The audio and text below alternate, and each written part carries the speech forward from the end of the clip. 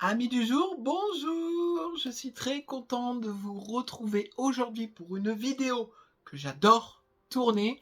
Il s'agit de ma pioche à lire de l'automne. Wouh! Le soleil brille, les oiseaux chantent. Non, je me trompe un peu de saison.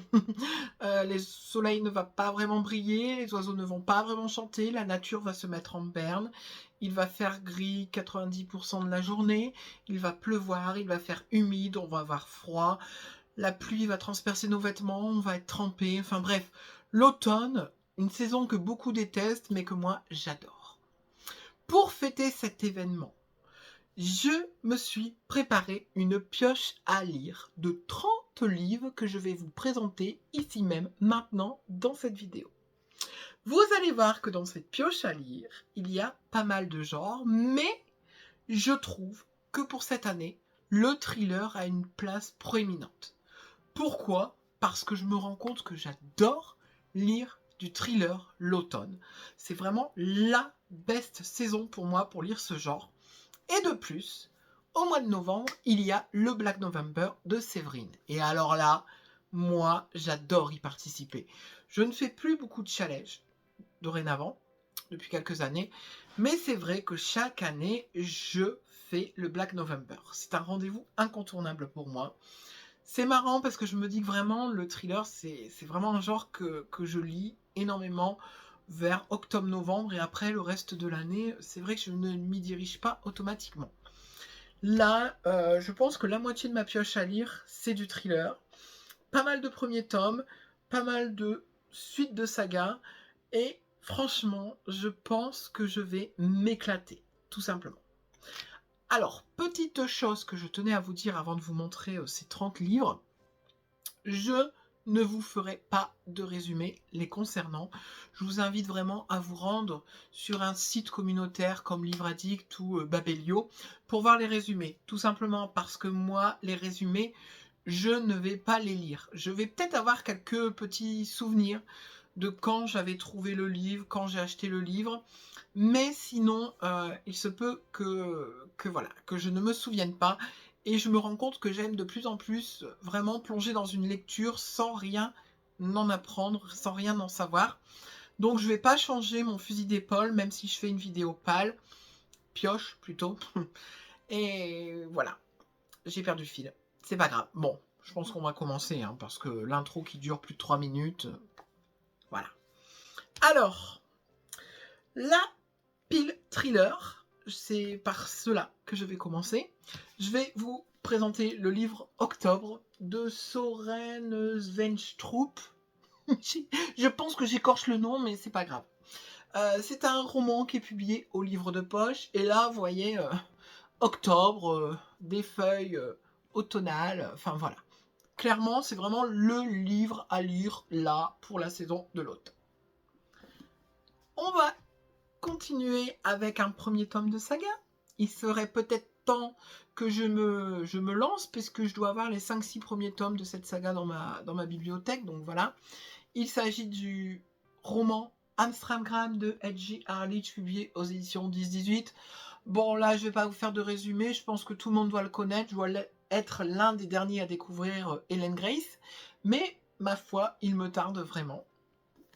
Ensuite, on continue avec le tome 1 de Carnaval de Ré Célestin, publié aux éditions 10-18. Voilà, alors là, on va être en 1919 et le roman va se dérouler en Nouvelle-Orléans.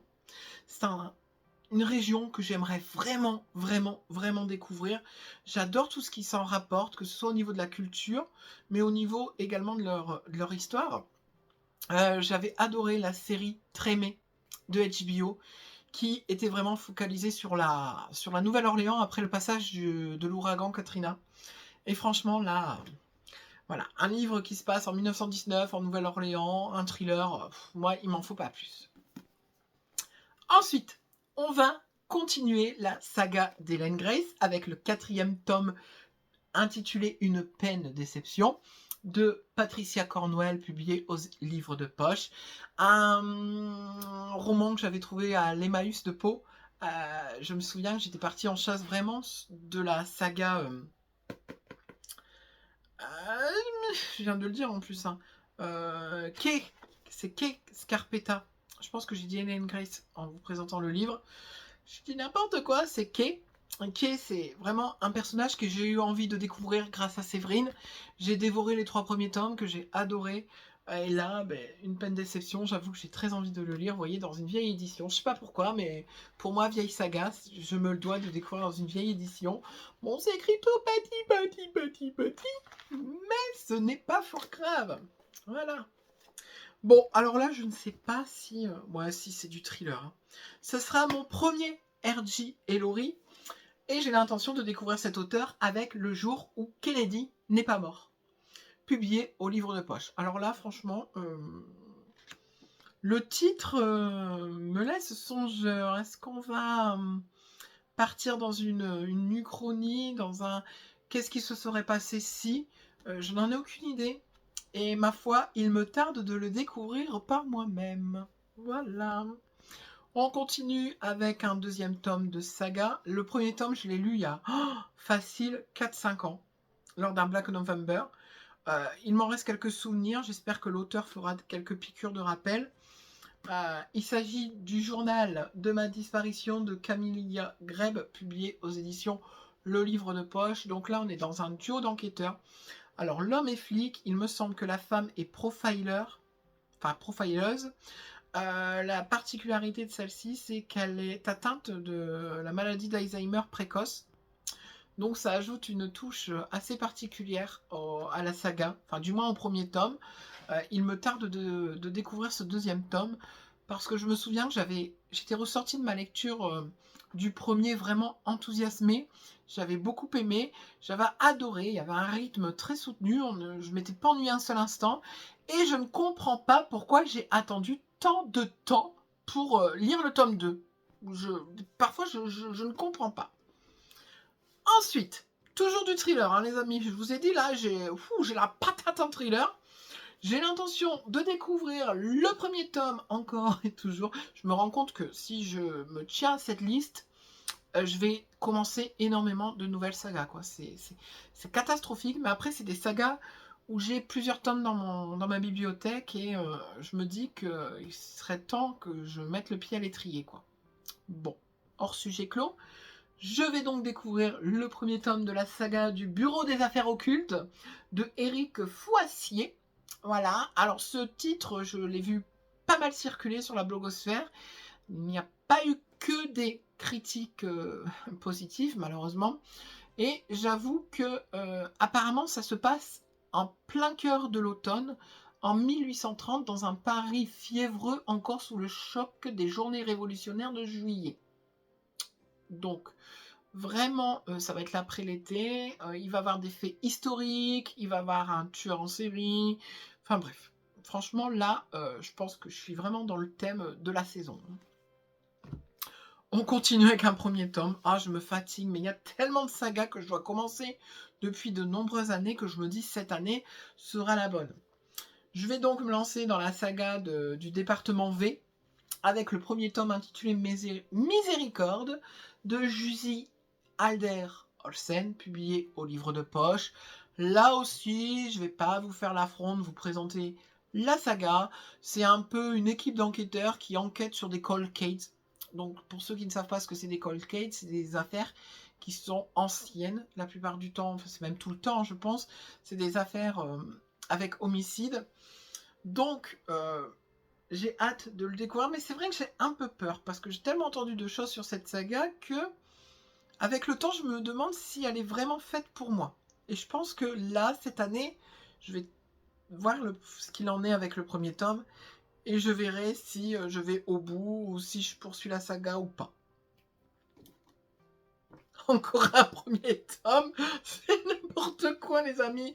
Une saga et un premier tome dont j'ai énormément entendu parler par Séverine, la papesse du thriller, de toute manière, hein, Séverine.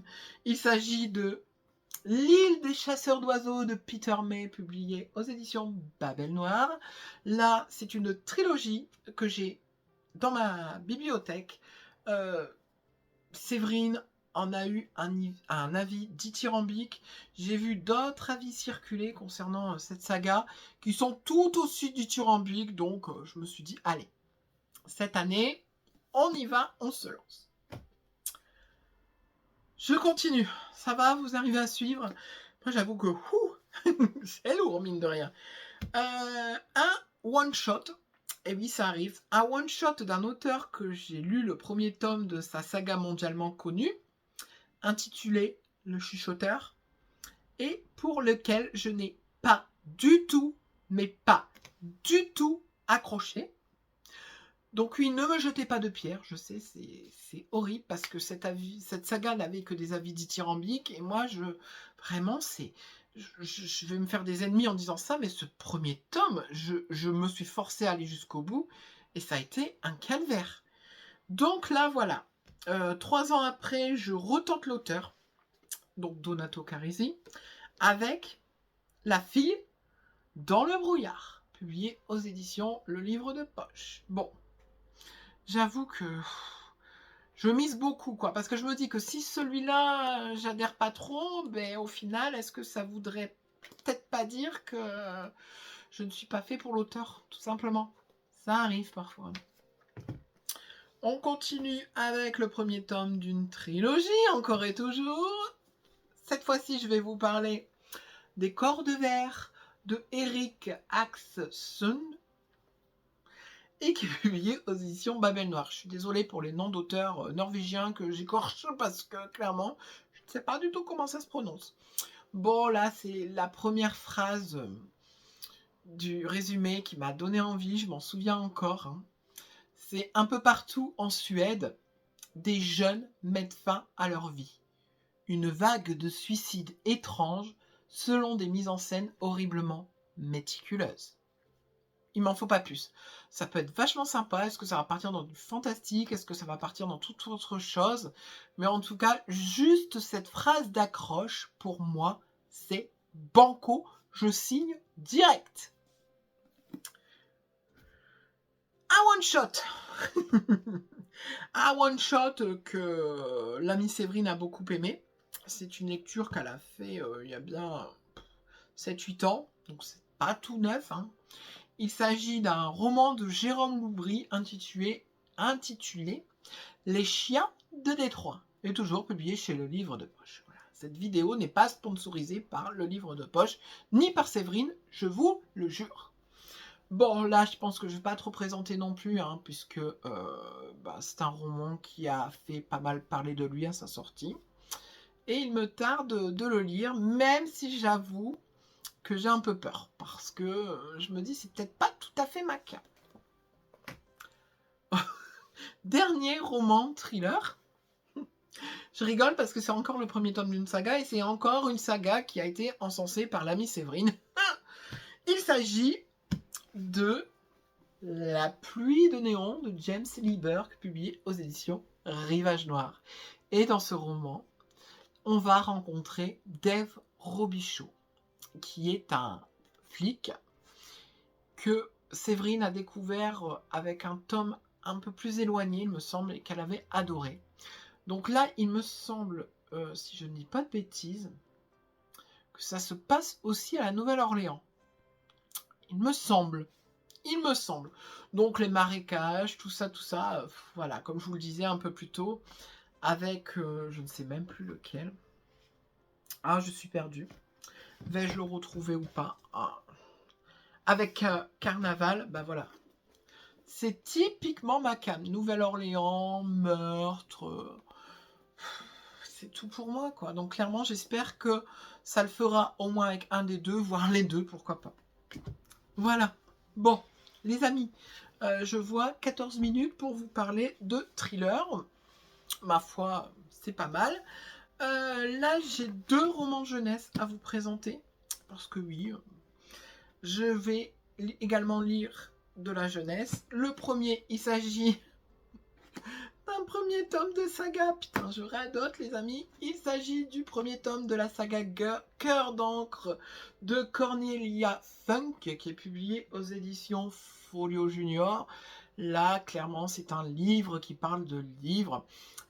Des personnes vont avoir la capacité, il me semble, hein, j'essaye de me rappeler par rapport à mes souvenirs, de rentrer dans un livre et d'en changer peut-être l'histoire, il me semble. C'est une trilogie qui a fait pas mal de bruit à sa sortie et qui a quand même beaucoup de fans. Mais quelques années plus tard, je vais le découvrir. Il me semble également qu'il y a eu un film avec Brendan Fraser, il me semble, hein, je ne suis pas certain, mais voilà, j'en sais pas plus.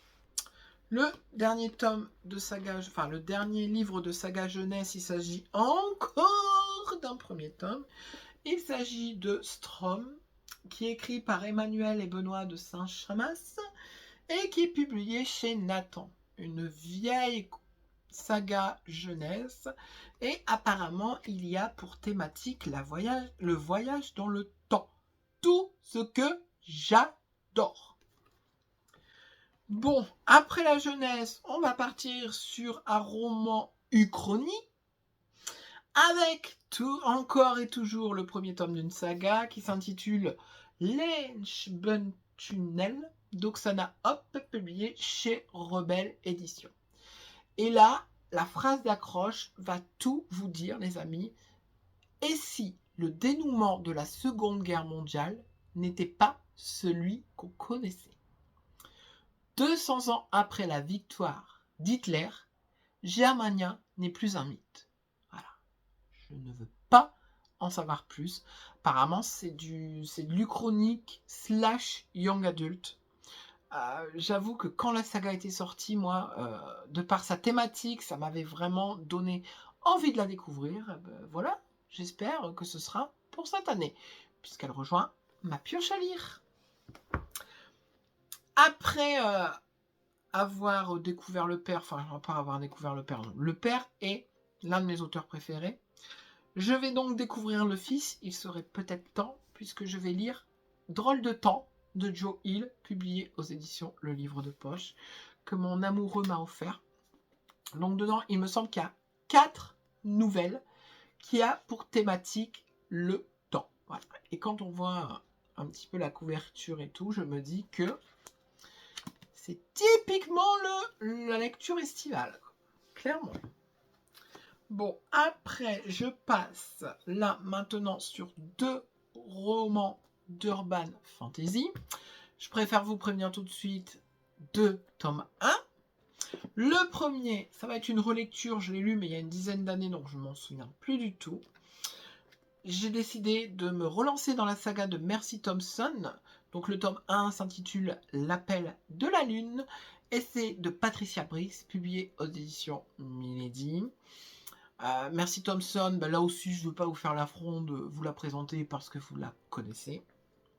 Et puis dans les héroïnes badass, j'ai l'intention de découvrir enfin le premier tome de Kate Daniels, intitulé Morsure magique de Ilona Andrews, publié aux éditions MXM Bookmark dans la collection Infinity Imaginaire. Ce livre, il est tellement beau. Franchement, j'adore les éditions MXM. J'adore le toucher de la couverture qui est veloutée. J'adore aussi les illustrations de couverture, le travail que cette maison d'édition propose à chaque fois. Bon, certes, on va pas se voiler la face. Les romans ne sont pas donnés. Mais voilà, c'est quali. Moi, j'aime. Après l'urban fantasy, on va partir dans de la fantasy avec un tome 1 et un tome 2. Le tome 1, ça va être celui de la Voix des Oracles, intitulé Tia d'Estelle Faye, publié aux éditions Folio SF. Là, on va être dans la romantique. Et ma foi, ça m'interpelle depuis de nombreuses années, cette saga. C'est une duologie. Et je me dis que cette année, ce serait peut-être bien de la découvrir. Et le deuxième roman de fantasy que je désire lire pendant l'automne, il s'agit du deuxième tome de Shade of Magic, intitulé Shade of Shadow, publié aux éditions Lumen. J'ai eu un coup de cœur magistral pour Shade of Magic, que j'ai adoré, vraiment adoré du début à la fin. Ce qui est marrant, c'est que ça ne se termine pas du tout par un cliffhanger et limite, ça aurait pu s'arrêter là. Donc, je suis très, très curieux de voir ce que l'auteur a sous le pied pour ce deuxième tome. Clairement. Ah là là. Bon, puisqu'il n'y a pas que la fantaisie dans la vie, il y a également la romantaisie. En début d'année, j'ai lu le tome 1 d'une saga que j'ai adorée et je me suis dit que cet automne, j'aimerais beaucoup lire le tome 2 qui s'intitule Une danse avec le prince Faé de Élise Kova, publié aux éditions Bing Bang. Avec ce magnifique livre, regardez-moi ça. J'avais eu le tome 1 à Noël. Je l'ai lu quasiment dans la foulée, début janvier. Et j'ai été m'empresser d'acheter le tome 2. Bon, entre-temps, le tome 3 est sorti. Donc, je ne sais même pas s'il est encore trouvable en brochet. Mais j'avais tellement aimé le premier tome. En fait, c'était ma première incursion dans le genre romantaisie. Et j'avais vraiment bien aimé. Que ce soit la mythologie, mais également la romance. Le personnage féminin également, qui m'avait pas mal marqué. Donc là, je me dis, il est temps de lire ce deuxième tome. Donc, c'est pas la suite du premier. C'est un roman compagnon. Mais ma foi, on va découvrir une autre facette du monde magique qui m'a interpellée dans le premier tome. Donc moi, je signe direct. Bon, ensuite, on va passer sur du roman, je vais dire du contemporain, avec peut-être pour là un petit touche de fantastique, je suis même pas certain. Le premier, j'ai envie, et je vais lire cette année, je vous prends comme témoin. La couleur des sentiments de Catherine Stockett, publié aux éditions Babel. Ce roman, c'est pareil, hein, je ne vais pas vous le représenter. On va évoluer en 1962 dans un quartier du Mississippi pendant la ségrégation. Voilà, on va rencontrer un groupe de femmes noires. Et il n'y a pas besoin d'en savoir plus. Je pense que j'ai vraiment fait le tour de l'histoire.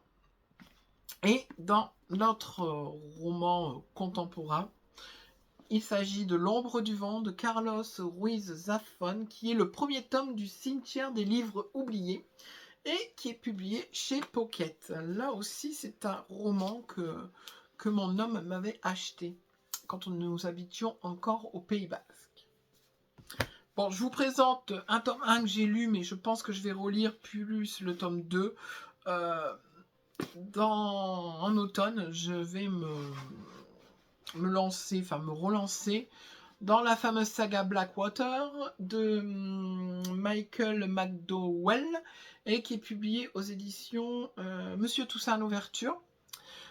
Cette saga, j'ai lu le tome 1 qui m'a assez déstabilisé, mais que j'ai beaucoup aimé. J'ai hâte de savoir l'histoire. Mais je me tâte. Est-ce que je vais relire le tome 1 ou pas? J'ai oublié certaines choses. J'aimerais me faire en fait la saga là cet automne. Donc ça va être peut-être un peu compliqué. D'ailleurs, ce que j'ai pas pensé à vous dire, c'est qu'il y a énormément de tomes 1 ou de suites de sagas dans ma pioche à lire. Par contre, je me réserve le droit de lire les suites si il m'en prend l'envie. Comme là, La pluie de néon, si je lis le tome 1 et que j'adore et que j'ai envie d'enchaîner avec le tome 2, mais je me ferai plaisir, quoi. Clairement. J'ai pas l'intention de me mettre des barrières. C'est pareil, ça se peut que je lise un autre livre qui ne se trouve pas dans la pioche. Je ne m'interdis rien, clairement, mais je vais éviter. Clairement, je vais éviter. Par contre, si j'ai des partenariats sur NetGalley et tout, là, je les ferai passer en priorité. Mais voilà, je ne me mets pas de barrière. Concernant mes lectures aussi, une chose que je tenais à vous dire, c'est que dorénavant, je ne me force plus à aller jusqu'à la fin d'un livre si je n'accroche pas. Parce que ça me fait tomber en panne de lecture et c'est juste une catastrophe après. Donc, je me suis donné maintenant pour mission, entre guillemets, de lire 25%, soit le quart du roman.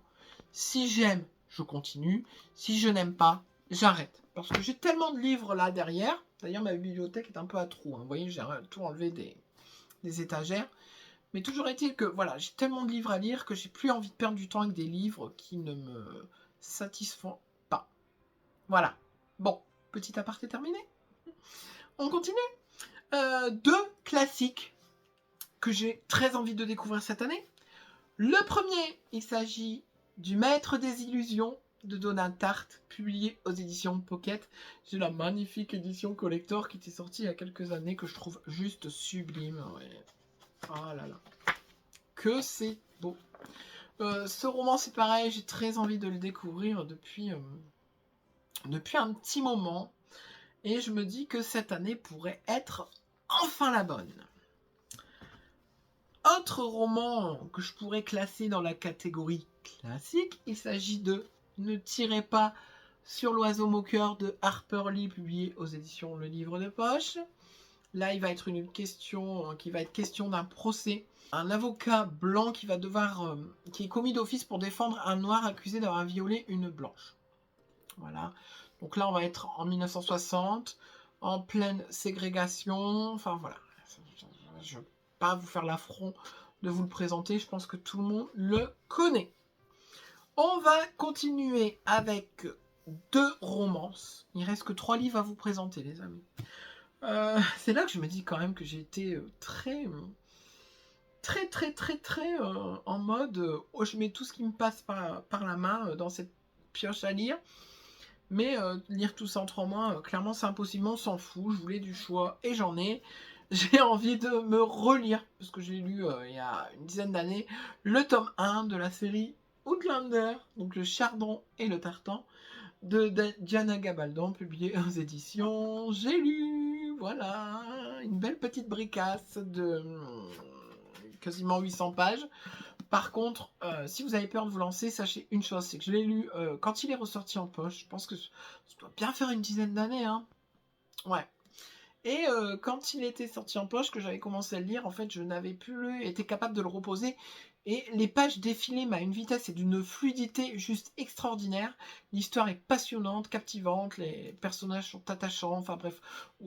Ce livre, je l'avais dégommé en quasiment une semaine. Donc, vous voyez, c'est pas la taille qui compte, hein. Parfois, vous pouvez avoir des gros pavés que vous lisez très très vite et d'autres romans qui sont beaucoup plus petits et que vous allez prendre 2 mois pour les lire, quoi.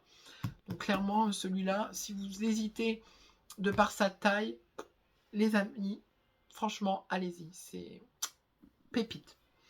Et l'autre, il s'agit de Saison, le tome 1, qui s'intitule Un automne pour te pardonner, de Morgane Moncomble, publié aux éditions Hugo. Morgane Moncomble, c'est une autrice que je prends plaisir, vraiment, à découvrir. Ce premier tome s'intitule Un automne, donc clairement, on est de saison. La saga comporte 4 tomes, et sur les 4 tomes, en fait, c'est un tome par saison. Donc voilà. C'est des romans compagnons. Ça, j'ai hâte aussi de le découvrir. Et le dernier, parce que oui, toute bonne chose a une fin, cette vidéo fait quasiment 30 minutes. Hein. Il s'agit d'une duologie que j'ai très envie de découvrir. Il s'agit d'un roman jeunesse / horreur. Et il s'agit de In the After de Demetria Luneta, publié chez Lumen. Alors là, ça va être avec des créatures qui envahissent la Terre et qui tuent tout le monde. Je pense que c'est ça. Voilà, ils vont envahir New York, Paris, Tokyo. Des créatures sans pitié déferlent et dévorent les humains. Voilà, ouh, tout un programme. Bon, ben voilà, nous y sommes arrivés. La pioche à lire vous a été présentée et sponsorisée par des tomes 1 et surtout sponsorisée par l'amie Séverine. Hein. Ah là là, si vous avez des avis à me donner sur les romans, quel roman je peux faire passer en priorité, n'hésitez pas. Si vous avez un roman de votre pioche à lire de l'automne qui se trouve dans la mienne et que vous voulez vous faire une petite lecture commune, n'hésitez pas à m'envoyer un petit message en me disant j'aimerais bien découvrir ce livre avec toi, Benji. Moi, ça sera un vrai plaisir. Découvrir des univers, quand on est plusieurs à en parler, je trouve que ça ajoute un dynamisme et un petit truc en plus dans la lecture. Donc franchement, la porte est ouverte. N'hésitez pas à essuyer vos pieds avant de rentrer parce que le temps risque d'être humide dans les jours et les semaines et les mois à venir. Et puis, venez tchatcher avec moi en me disant ça t'intéresse de lire ça avec moi? Et puis voilà, ça peut être sympa, non? Bon, les amis, je pense que je vais m'arrêter là pour aujourd'hui. J'espère que vous aurez pris plaisir à regarder cette vidéo autant que moi j'ai pris du plaisir à la tourner. Et je vous donne très vite rendez-vous pour de nouvelles vidéos. Allez, bisous les amis!